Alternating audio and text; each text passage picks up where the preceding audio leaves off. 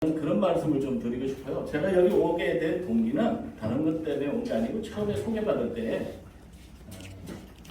어떤 말을 하든 그냥 들을 수 있는 분들이 모여서 왔습니다. 근데 그게 제가 바라볼 때는 깨달음에 갈 때 가장 중요한 부분이라고 생각이 들어요.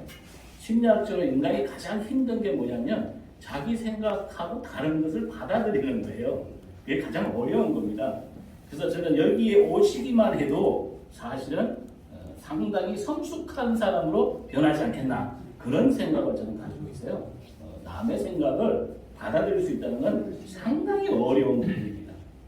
그래서 이 장애는 그냥 말하는 것도 중요하지만 이 자체에 앉아만 있어도 성숙함으로 가는 게 아닌가 그런 생각이 들어요. 참 훌륭하십니다. 제가 말씀 들어보니까 저는 여러분들에게 이런 말씀을 드리고 싶어요. 여러분들 왜 사는가 하는 부분이에요. 무엇 때문에 사는가. 사람들이 그 살면서 한 가지 일생 동안에 우리는 무엇 때문에 살아야 되는가를 깊이 있게 한번 생각해 봐야 되는 거죠. 왜 사는가? 왜 사는 것 같아요? 저는 많은 강연을 하면서 이 질문을 던졌어요. 뭐라고 답할까요? 인생살이가 와서 벌써 7, 80이 다 돼가면서도 어쩌면은 내가 왜 사는지 모르고 살아가는 건 아닌가. 그래서 제가 쭉 질문을 했더니 세 가지 답이 나옵니다. 첫 번째 답은 뭐가 나오냐면 행복하기 위해서라고 합니다. 행복하기 위해서. 일반적인 사람이죠. 그러니까 두 번째 또 물어보면 어떤 사람은 그냥 살아요 그래요. 그래서 이게 그냥 사는 것도 굉장히 높은 경지입니다. 그냥 사는 게 쉬운 게 아니니까. 그리고 이제 대부분 기독교인들은 이런 대답을 하죠. 하나님의 영광을 위해서 산다. 이렇게 말씀하십니다. 오늘 저는 워낙 여기에서는 제가 훌륭한 목사님들이 계세요. 특히나 우리 이종택 목사님이나 한명희 목사님 같으신 경우에는 신학적으로 정리를 너무 잘해주신 분들이기 때문에 저는 기독교 상담학적 차원에서 인간의 심리와 하나님의 심리와 이런 예수님의 심리 차원에서 좀 말씀드리고자 합니다. 왜 우리는 사는데 그 삶의 목적을 아직까지도 잘 모를까? 저는 이런 생각을 해봐요. 아니 예수님은 33세 다 깨달았고 저 또 공자님은 그죠? 그런 나이에 다 깨달았잖아요. 이제 나이가 우리가 80이 되고 90이 됨에도 불구하고 삶에 대해서 혹시나 그 삶의 진정한 목적을 모르고 사는 건 아닌가 이러면서 자기 자신에게 좀 고려펴보는 것이 중요하지 않겠는가 이런 생각이 들어요. 그래서 제가 주장하는 것은 하나님을 아는 것은 하나님을 알아야 나를 아는 게 아니라고 해요. 자기 자신을 알아야 하나님을 안다라고 생각합니다. 내가 왜 그런 생각에 빠져 있는가? 나는 왜 모르는가? 나는 무엇 때문에 있는가? 그런 부분에서 세 가지가 나오는데 그렇다면 이 세 가지의 이 부분들이 어떻게 각자마다 이유가 있겠지만 하나님의 영광을 위해서 사는 사람들도 있고 행복하기 위해서 사는 것인데 아이러니하게도 많은 사람들은 행복을 못 느껴요. 아이러니하게도 자기는 진짜 하나님의 영광을 위해서 산다고 하지만 실제 그 사람에게 빛이 나지 않아요. 그 이유가 뭔가 하는 거죠.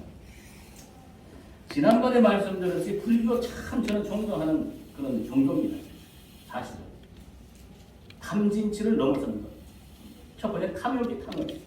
자기가 가진 탐욕을 어떻게 넘어설 수 있겠는가 하는 거죠. 그런 측면에서 이 진이라는 것은 지난번에 말씀드렸듯이 정말 내 뜻이 다르다고 해서 상대방을 정오하고 미워하는 거예요. 이게 진이에요. 근데 이게 그냥 그게 중요한 게 아니라 이 두 가지 때문에 세상을 바라보는 판단 자체가 흐리다는 거예요. 그래서 그것으로 인한 삶의 오류들이 많이 생긴다는 거예요. 그래서 스님들이 얼마나 똑똑합니까? 스님들이 바보 아닙니다. 굉장히 똑똑한 사람들이에요. 그 사람들이 수행을 하는 거예요. 그것 때문에. 그냥 하는 게 아니에요. 똑똑합니다. 그러면 기독교에서는 이러한 그 욕심에 대한 부분이 어디에 나오냐면 육체적인 정욕이라고 나옵니다. 육체적 정욕. 육체적인 이 정욕이 성욕이라든가 식욕 이런 거죠. 이 육체적인 정욕, 그다음에 안목의 정욕이에요. 내가 뭔가 바라보면은 그걸 취하고 싶은 그런 것들. 그다음 세 번째가 뭐냐면 이생의 자랑입니다. 제가 여기 나올 때 사실은 밤새 고민을 합니다. 무엇 때문에 고민을 하냐면 혹시나 내가 여기에 자랑하러 나오는 거 아닌가? 이것 때문에 밤새 고민을 해요. 그래서 봤더니 아직도 남아있어요. 제 자신이 교만하고 제 자신이 자랑하려고 하는 게 아직도 이만큼 남아있다. 그래서 제가 저는 아직 부족합니다 라고 말씀드립니다. 그런데 이 육체의 정욕과 안목의 정욕과 이생의 자랑이라는 것들이 나에게 벌써 쌓여 있다는 이 자체는 판단을 허리게 한다는 거예요. 사물을 판단합니다. 사리 분별력이 떨어진다 이런 얘기예요. 그래서 우리는 이 탐진치와 함께 기독교적 차원에서는 육체의 정욕과 안목의 정욕과 이생의 자랑이라는 이 부분을 어떻게 해결할 거냐, 이것이 중요하다. 그것은 우리의 판단을 흘려본다. 그렇다면 제가 이 초종교 연합이라는 이 부분에 대해서 저는 어떤 생각을 갖냐면 여기에 오실 분들은 아무나 오실 수 없어요. 불교적 차원에서 보면 저는 성인들이 많이 오시기를 바랍니다. 어떤 분들이 오냐면 탐진치를 넘어서 그 탐진치에 대한 집착이 넘어선 분들, 그분들을 우리는 해탈하신 분이라고 해요. 해탈하신 분. 자, 해탈하신 분들은 어떤 차이가 있냐면 하나가 모든 것이고 모든 것이 하나예요. 그런 사고를 가지고 있어요. 하나가 모든 것이라는 것이죠. 그죠? 그렇다면 기독교에서는 그 부분을 우리가 해탈이라는 부분을 어떤 식으로 봐야 되느냐 하면 성령이에요. 성령은 어떤 부분이냐면 내 안에 성전이 만들어져서 내 안에 하나님이 거하신 사람. 최소한 초종교라고 한다면 이제는 이런 사람들의 모임이 돼야 된다 이런 얘기예요. 아멘. 아멘. 네. 자, 그러면 그런 사람들이 모였을 때는 어떤 상황이 오느냐? 벽이 없어요. 그냥 하나를 넘겨요. 하나 자체로. 이건 굉장히 중요한 부분입니다. 성경의 모든 것을 해서 계시록까지 알고 나면 그것은 되는 것이고 뭐 어떤 상황들이 없어요. 그냥 자체로 받아들일 수 있다 이런 얘기입니다. 그런 면에서 이 해탈이라는 자체가 굉장히 중요한 부분이다. 이 해탈은 집착하는 걸 다 버린다는 겁니다. 내가 뭐에 집착하는 거예요. 그 경지에 갔을 때 이제 그분은 아주 편한 삶을 살겠죠. 그죠? 자, 그 자체가 됐을 때 어떤 거냐면 우리가 지금 얘기하고 있는 부분들 진정한 참나라는 거로 들어가는 거예요. 거기서 참나라는 게 들어갑니다. 나라는 한 존재가 어떤 존재인가? 내 이름이 내가 아니고 내 생각이 내가 아니고 내 감정이 내가 아닌 나 진정한 본 모습은 어디에 있느냐 하는 거죠. 그게 해탈을 넘어섰을 때 자기를 발견할 수 있다. 그래서 자기를 아는 사람만이 하나님을 알 수 있다라고 주장하는 겁니다. 두 번째, 오늘 참 좋은 말씀 하셨는데 야다에 대한 말씀입니다. 야다는 동침이에요. 남을 안다는 것은 영국의 속담에는 무엇이 나오냐면 신발을 바꿔 신어보라. 왜 신발을 바꿔 신어보라 그럴까요? 그 사람이 신발을 신어보라 그래. 왜 그 사람 신발을 신으라고 보라 그럴까요? 그 사람의 신발을 신어보지 않으면 알지 못한다는 거예요. 발이 얼마나 조이는지 얼마나 큰지 모른다. 남을 모른다 이런 얘기. 알 수가 없다 이런 얘기. 동침에 대한 말씀을 하셨는데 기독교적인 차원에서는요 하나님과 동침을 해야 돼요. 이것을 하나님과 하나가 된다는 거예요. 하나님과 일치한다는 거예요. 하나님과 통일이 된다는 얘기입니다. 아멘. 그것이 바로 야다라는 거죠. 동침해보지 않고 어떻게 아느냐? 하나님과 하나가 돼보지 않고 무엇을 아느냐? 상당히 안다는 게 어려운 거죠.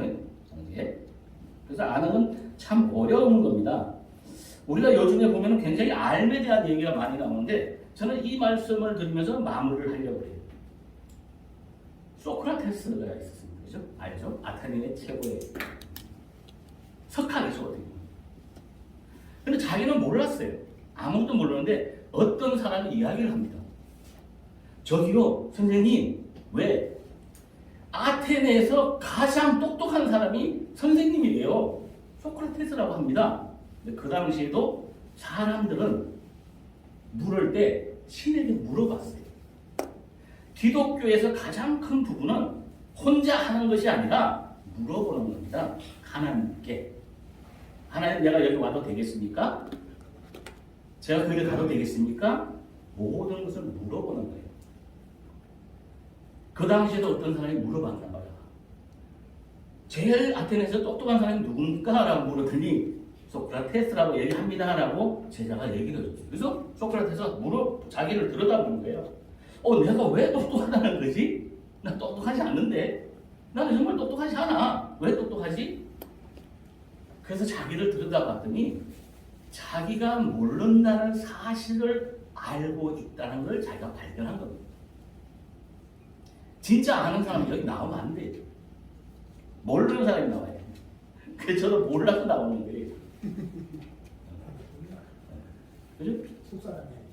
아는 사람은 나오지 않습니다. 숨어 있어요.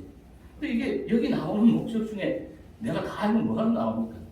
그래서 성철 스님 대단하신 분이잖아요. 6년, 7년 동안 아예 안 나타나시잖아요. 그 입이 가려워서 있겠습니까? 어렵습니다. 벽을 보고 6년을 어떻게 있습니까? 못 봅니다. 그 지금도 그런 6년을 수행하는 분들이 많다고 해요. 정말 대단한 분이라고 생각이 듭니다. 기독교에서 과연 6년씩 할 수 있는 분들이 계십니까?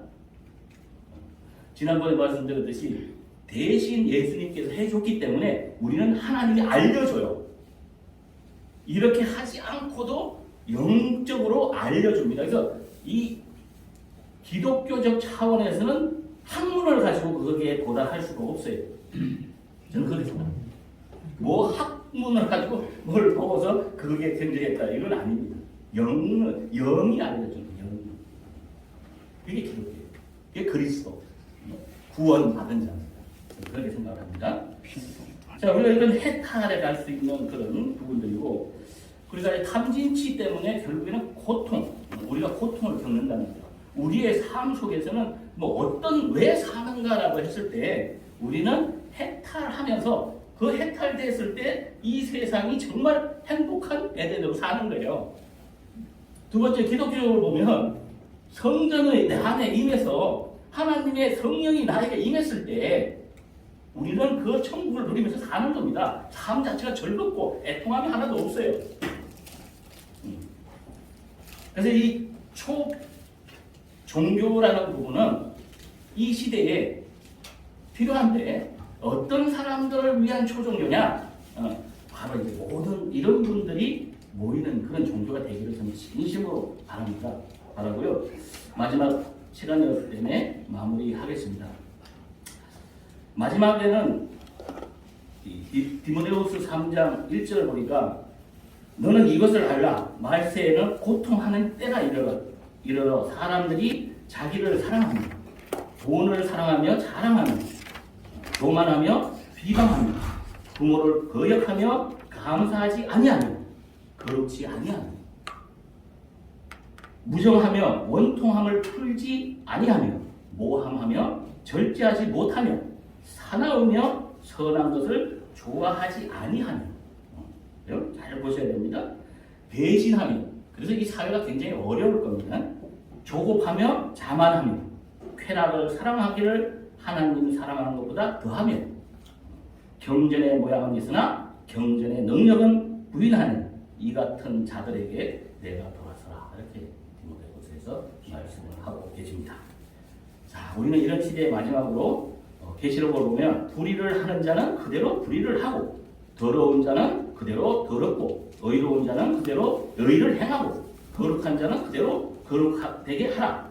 보라 내가 속히 오리니 내가 줄 상이 내게 있어 각 사람에게 그의 일한 대로 갚아주리라. 이렇게 마무리를 짓는 것입니다. 자, 마지막 여러분들, 진정 우리의 삶은 왜 사는가? 그 삶 속에서 무엇을 해야 하는가? 진정한 행복이란 무엇이며 또 내가 진정한 성전이 된다는 건 무엇이고 또 하나의 해탈이란 무엇인가를 우리 한번 점검해보고 생각하면서 저는 이것으로 마치도록 하겠습니다. 감사합니다.